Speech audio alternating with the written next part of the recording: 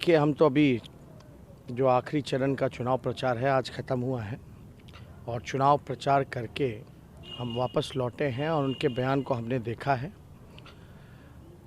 और आप जान रहे हैं कि हम लगातार चुनाव में नौजवान, बेरोज़गार, कमाई, दवाई, पढ़ाई, सिंचाई के मुद्दों को हम लोगों ने उठाया है और महिलाओं की बात हमने की है।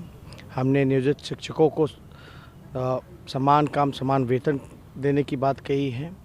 हमने जितने आंगनबाड़ी, स्वयं सहायता समूह जितनी हैं, जीविका दी, विकास मित्र, आशा वर्कर, उनको जो है नियमित और मानदेय को दुगुना से भी ज़्यादा देने की बात कही है।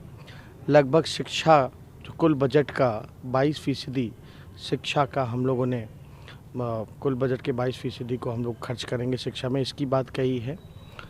हम लोग लगातार ज़मीनी मुद्दों को हम लोगों ने उठाने का काम किया है और आज जब लौट करके हमने नीतीश कुमार जी का जो बयान देखा, उससे ये एहसास होता है कि हम जो बात पहले से कहते रहे हैं कि नीतीश कुमार जी थक चुके हैं, उनसे बिहार संभल नहीं रहा, वो ज़मीनी हकीकत को पहचान नहीं पाए।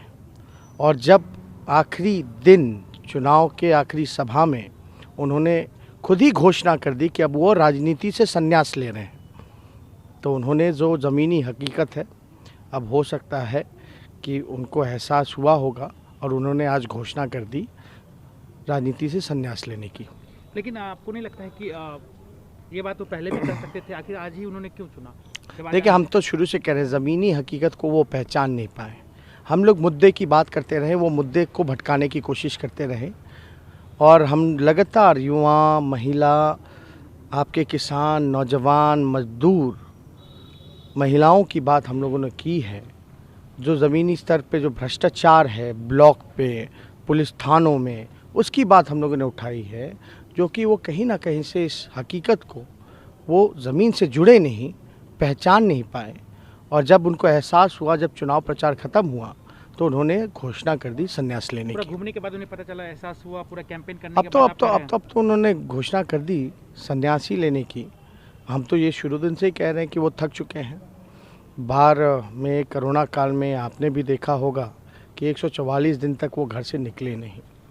एक अंतिम सवाल तेजस्वी जी, आप पूरा कैंपेन खत्म हो गया, अब अंतिम दौर की लड़ाई है, अब साथ कुछ चुनाव होना है।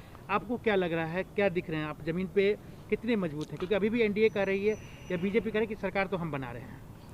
देखिए, दावे करने वाले की बात अलग है। ये लड़ाई कोई नीतीश जी और तेजस्वी की नहीं थी, लालू जी, मोदी जी की नहीं थी। ये लड़ाई जनता और सरकार के बनाम थी और इस लड़ाई में जनता की जीत होने जा रही है और हम जनता के साथ खड़े थे, जनता के मुद्दे पे।